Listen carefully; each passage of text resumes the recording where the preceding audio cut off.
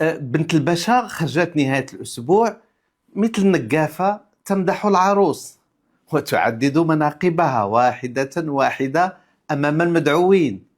العروس هنا هو حزب الأصالة والمعاصرة ووزراءه في الحكومة، والنقافة هي الوزيرة فاطمة الزهراء المنصوري. لنستمع إلى مقطع من خطبتها العصماء، ثم نعود لمناقشتها بلغة صريحة بالمعطيات التي لم تذكرها السيدة فاطمة. وعلى رأي المغاربة، شكون يشكرك العروسة؟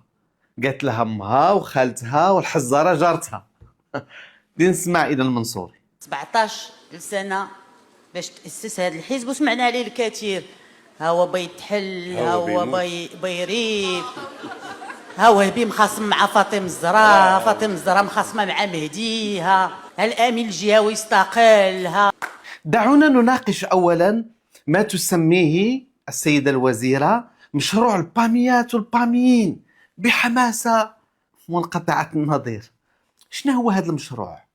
نحن أمام حزب هجين فيه بقايا اليساريين، بقايا اليمينيين، بقايا أحزاب إدارة، حزب ولد في كنف السلطة وفي الظروف التي نعرفها جميعا.